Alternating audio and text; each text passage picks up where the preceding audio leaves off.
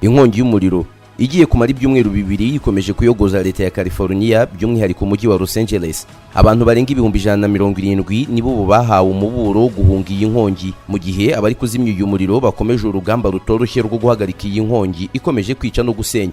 Buri munota ikizera bari cyinshi ko bishoboka ko mu isaha ikurikira bayishyira ku iherezo, ariko amasaha akaba menshi nyuma yaho abantu barizwa n'ibi biri kuba mu ishusho isa nk'iy'imperuka cyangwa wa muriro w'amazuku wahanuwe.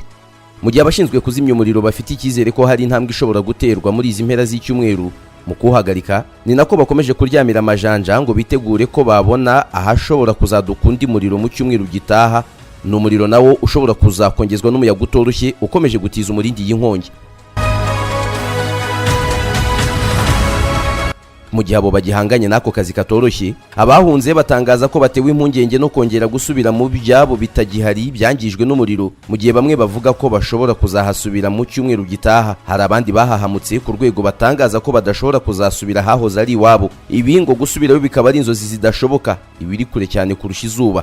Ibi biraterwa n'ibyo babonye amaso yabo atari yarigeze abona, kuko ibyabo byasenyutse ndetse n'ubuzima bwabo muri iyi minsi bukaba bugoye kuko amazi yanduye cyane ndetse n'ubutaka nabwo bukaba bwarangiritse, ahagoye kubona ikimera icyo ari cyo cyose cyafasha abazima kubaho. Mu gihe hakomeje urugamba rwo kuzimya izo nkongi z'umuriro, ni nako abahanga mu bijyanye n'umuriro ndetse n'inkongi zawo bakomeje iperereza ngo bamenye icyaba cyarabaye nyirabayazana wazo, ngo gusa kumenya icyabiteye bizaterwa n'ibizamenyekana mu mezi atari make imbere. Mu gihe abakora iryo perereza bakiri gukora uko bashoboye ngo babwire abaturage babo ndetse n'isi yose icyateye uwo muriro umeze nk'uwo muri Gehinomu waje wibasira Los Angeles. Inkuru nazo zikomeza kuba nyinshi ku mbuga nkoranyambaga no mu bitangazamakuru zerekana ko uriya muriro utabaye kubw'impanuka nk'uko bamwe babivuga, abandi bakawita umuriro wa kamere, kahubwo abaturage bahariya bagambaniwe kubw'inyungu z'agatsiko gato. Ibyo udutsiko duto tuyoboye isi ari natwo twungukira mu makuba abwira rubanda, nabyo nzabibabwira mu buryo bwegeranyije.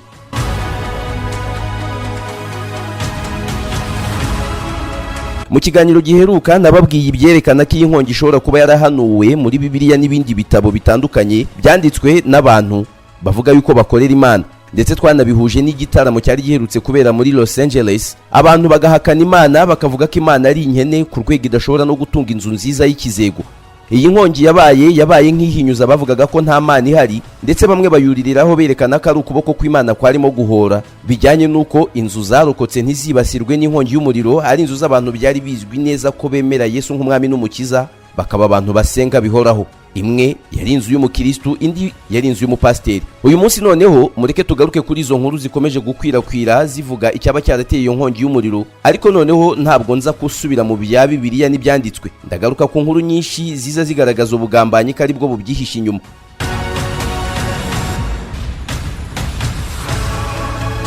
Hari poste nyinshi zikomeje gukwirakwizwa zivuga uruhare rw'ibyamamare kugeza ku mugambi rwihishwa wa guverinoma wo gusenya umujyi. Izi ziri mu zarebwe n'amamiliyoni y'abantu kuri izi mbuga nkoranyambaga. Mu gihe abahanga bakomeje urugamba rwabo rwo gusuzuma ibimenyetso, banavuga ko izi nkuru zidashobora kubura mu bihe nk'ibi by'inkongi y'umuriro. Bakavuga ko uko abantu barushaho kugira amarangamutima ari nako inkuru z'ibihuha zikomeza kwiyongera, ahanini bagamije gutuma abantu batekereza ko ibintu bitari kwitabwaho.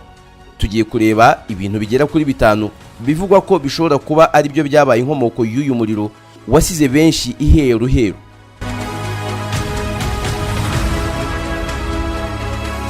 Icyambere ni ikiswe Directed Energy Weapons Conspiracy cyangwa se DWES. Imwe mu nkuru zakwirakwijwe harimo no kuba harakoreshejwe ikiswe Directed Weapons, ni ukuvuga intwaro zikoreshwa mu kwangiza hifashishijwe chemicals cyangwa ibinyabutabire. Ibi bikaba bishobora gushyirwa mu mashanyarazi cyangwa se mu mazi n'ahandi, noneho bikazana radiation zifite ubushobozi bwo kwangiza no gushwanyaguza ibikorwa runaka. Amavideo atandukanye yakomeje kuzenguruka imbuga nkoranyambaga avuga ko haba harakoreshejwe izo Directed Energy Weapons mu gukongeza umuriro. Ayo makuru akomeza avuga ko guverinoma cyangwa abandi bantu bibanga baba barakoresheje lasers, ibicana rumuri cyangwa se systeme ya microwave mu gukongeza umuriro wa Los Angeles. Abahanga mu by'umuriro bakaba barateye utwatsi by'aya makuru avuga ko umuriro waba warakongejwe ku bushake, ahubwo bakavuga ko inkongi nk'izo akenshi zituruka ku bintu kamere birimo umuyaga, ubutaka ndetse n'ibihingwa bishobora kwibyarira amashanyarazi. Ibi biravugwa mu gihe Leta Zunze Ubumwe za Amerika zamaze gukora ndetse zinagerageza directed energy weapon, ariko zikaba zarabikoze mu rwego rw'igisirikare, aho zakorewe kugira ngo babashe guca intege drone z'umwanzi ndetse na misile zishobora kuva mu bihugu bihanganye nazo birimo Leta Zunze Ubumwe z'Abasoviyete. Izi ntizikibaho, ahubwo hari Uburusiya. Ubwo muri urwo rutonde rw'ibihugu bikanga hakazamo igihugu cy'Ubushinwa ndetse n'igihugu cya Korea ya ruguru. Bakaba batangaza ko nta gihamya gihari ko izo ntwaro zaba zarakoreshejwe mu bikorwa birimo abasivile cyangwa mu gukongeza inkongi y'umuriro. Si ubwa mbere amakuru nk'aya yavuzwe, kuko no muri 2018 ubwo n'ubundi California yibasirwaga n'inkongi y'umuriro, uwitwa Marjorie Taylor Greene abinyujije ku mbuga nkoranyambaga yashyizeho amashusho avuga ko uwo muriro waba waratewe na lasers ziturutse mu isanzure. Gusa ayo mashusho yaje kuyasiba. Amakuru nk'aya kandi yanatangajwe muri 2023 ubwo Canada yibasirwaga n'inkongi y'umuriro ndetse n'igihe Texas yibasirwaga n'inkongi y'umuriro yiswe Smokehouse Creek muri 2024.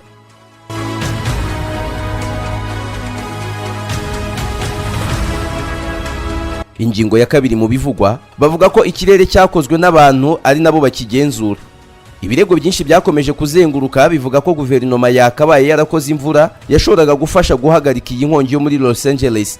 Ibi ngibi bisanzwe bizwi ko ibihugu nka Leta Zunze Ubumwe za Amerika n'Ubushinwa bafite ubushobozi bwo kwikorera imvura. Ni imvura izwi nka artificial rain. Amakuru avuga ko guverinoma ifite ububasha bwo kugenzura ikirere. Yakomeje guca ibintu inyuma y'ibyago bitandukanye byagiye byibasira iki gihugu. Harimo inkubi y'umuyaga yiswe Hurricane Helen ndetse na Milton. Izi nkubi z'imiyaga ngo zabaye Leta ibizi kandi ifite n'icyo yabikoraho, ariko ikomeza kwisinzirira. Nyamara ariko abashinzwe iteganyagihe ndetse n'izindi agence nyinshi nko muri National Oceanic and Atmospheric Administration bakomeje kugenda bahakana ibyayo makuru. Umwarimu muri kaminuza ya Toronto witwa Jeff Densi wigisha political science yatangaje ko ku baturage gushinja guverinoma cyangwa za kompanyi kuba nyirabayazana w'ibibaho byoroshye kuruta guhura n'ibibazo by'amapfa. Jeff Densi yabwiye CBS News ko gutangaza ibyo byoroshye ko abaturage baba babuze hepfo na ruguru mu gihe kibiza nk'ibi, bityo kubona uwo babyitirira bikaba ari ibintu byoroshye cyane. Mu kwezi kwa 12 muri 2024 ibiro bya guverinoma ya Leta Zunze Ubumwe za Amerika bidafite ishyaka na rimwe bibogamiyeho Government Accountability Office byatangaje ko hakozwe igicu gitanga imvura, aho nibura leta zigera ku 9 zishobora gukoresha iryo koranabuhanga. Gusanga amafaranga akoreshwa muri iryo koranabuhanga uruhare runini rukaba ari urwa leta, mu gihe uruhare rwa guverinoma rukiri ruto cyane. Nkuko bitangazwa n'umuhanga mu bijyanye n'ubugenge Kacha Frederick, akaba n'umwarimu muri kaminuza ya Colorado, yavuze ko kugira ngo iyi systeme yo kwiremera imvura ikunde muri Los Angeles byari gusaba ko igicu kiba gihehereye kugira ngo umwuka utanga amazi ubashe kwiremamo ibitonyanga by'iyo mvura. Gusa ngo muri ibi bihe ikirere cya Los Angeles cyarakanyaraye cyane ku buryo nta mazi ahagije ahari yakoreshwa hakorwa iyo mvura ikozwe n'abana b'abantu.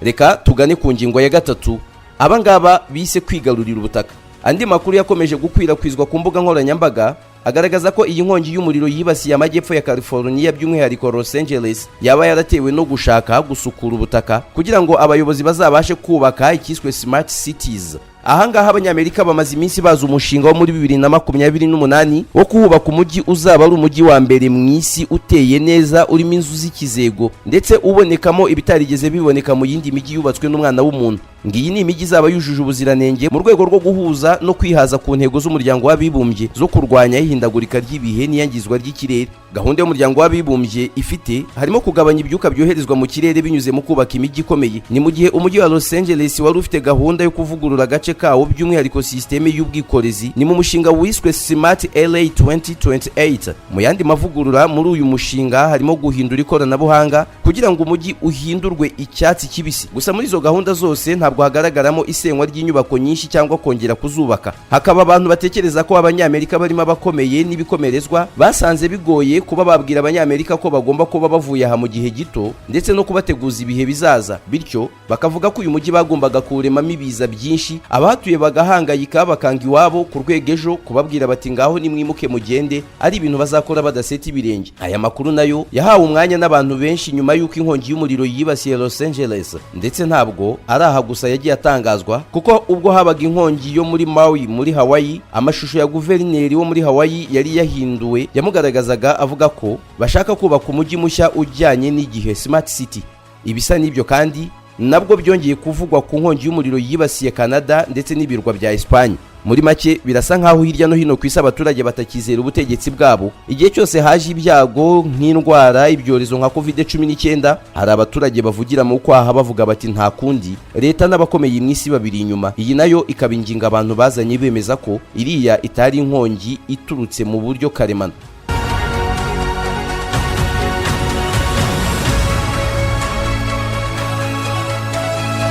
Ku mwanya wa kane, abantu bavuga ko uyu ari umuriro waremwe nanone kugira ngo bahishire ibyaha by'ibyamamare n'abakomeye muri Los Angeles. Zimwe muri poste zagiye zirebwa na miliyoni z'abantu ku mbuga by'umwihariko TikTok zivuga ko iyi nkongi y'umuriro yaba yarakongejwe mu rwego rwo kwangiza ibimenyetso bishinja abarimo Shandidi cyangwa se PDD. Uyu ashinjwa ibyaha birimo gucuruza igitsina, sex trafficking. Mu mashusho bakaba baragiye berekana inyubako bita yuko ari ize zabaye umuyonga. Cyokoza mu bugenzuzi twabashije gukora twifashishije bimwe mu bitangazamakuru byo muri LA, mu nyubako zahiye nta nyubako ya PDD irimo. Amakuru yari haravuga ibi akaba ari yo kugera ku itariki 16 yavugaga ko inzu ya Kombu yari ihagaze bwuma ndetse ikaba itari no mu gace basabye abantu guhunga. Inyubako y'uyu mugabo ikaba yaragiye mu maboko ya leta mu kwezi kwa gatatu muri 2024 nyuma yuko yari amaze gufatwa nk'ikimenyetso cyo kumushinja mu byaha aregwa. Gusa abantu benshi bagiye batangaza ko mu kwezi kwa 9 iyi nyubako yari ku rutonde rw'izigurishwa. Amakuru nk'aya kandi yigeze no gutangazwa mu nkongi y'umuriro yo muri Maui, aho bamwe bahanahanye amakuru yavugaga ko Oprah Winfrey yari yaragize uruhare mu gukongeza uwo muriro.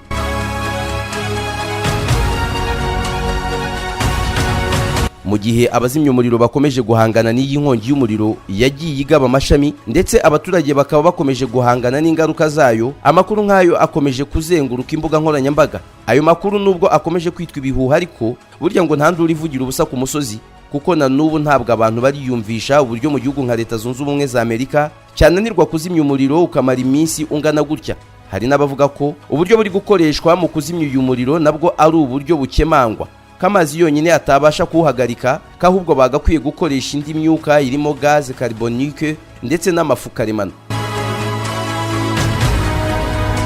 Perezida Donald Trump akaba ari mu mubare w'abatangaje ko guverinoma iyobowe n'uwazasimbura Joe Biden ifite uruhare muri iyi nkongi y'umuriro, aho abinyujije ku rubuga rwe rwitwa Truth Social yatangaje ko ishyaka ry'abademokrate ryagize uruhare muri iyi nkongi. Ibi byanashyigikiwe na Elon Musk, umukire wa mbere ku isi utunze akayabo ka miliyaridi 400 zirenga z'amadolari, wavuze ko ihinduka ry'ibihe biri mu byakongeje iyi nkongi, ariko agashinja uburangare guverinoma iriho. Mu butumwa kandi bwatangajwe ku rubuga rwa X n'uwitwa Alex Jones, yavuze ko iyi nkongi y'umuriro iri muri bimwe mu bigize umugambi munini w'isi yose wo kurwanya intambara y'ubukungu ndetse no gusenya inganda za Leta Zunze Ubumwe za Amerika mbere y'isenyuka rya burundu. Ubutumwa bwe bwahise busubizwa na Elon Musk avuga ati nibyo, maze akomeza agira ati kimwe n'inkongi ya Maui muri 2023 ndetse n'umuyaga wiswe Helen na Milton muri 2024, inkongi y'umuriro ya Los Angeles yatangijwe ku bushake na guverinoma. Amakuru adafite gihamya akaba avuga ko guverinoma ya Leta Zunze Ubumwe za Amerika ariyo iri kugenzura ibihe maze bakohereza imiyaga ikomeye, ari nayo yagiye ikwirakwiza uriya muriro hirya no hino.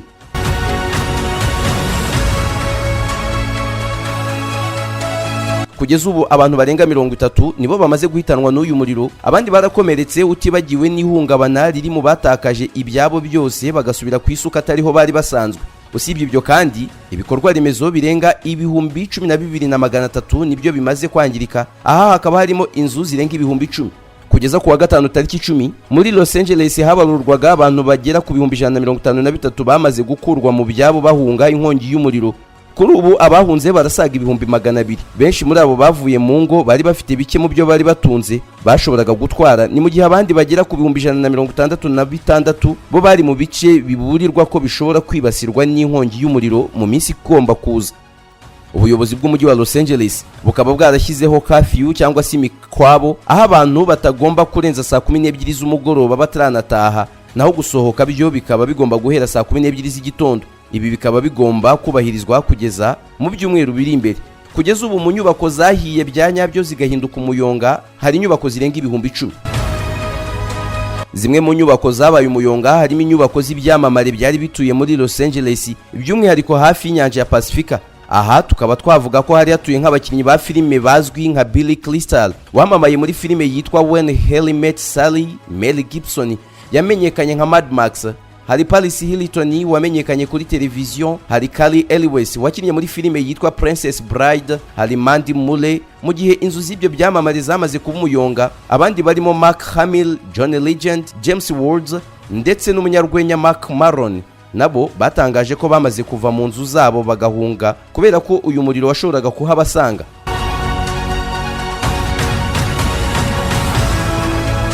Muri Leta Zunze Ubumwe za Amerika ntabwo abantu bazibagirwa iyi nkongi yahawe akazina ka Palisade iri kugenda iba mu gace kegereye inyanja ya Pasifika. Aha rero akaba ariho hanahereye iyi nkongi iri kugenda yangiza byinshi. Ni ikiganiro dukoze tugamije kubabwira ibindi bivugwa ku mvano y'iyi nkongi, aho bamwe batekereza cyane ko ari ugushaka kwa leta n'abakomeye. Nge wumvise mu ijwi nitwa Yves Nkuye mu Ruge, ikiganiro ko cyakabaye cyanditswe na Wisugi Florence. Ntimugire umujinya kandi ntimurakara.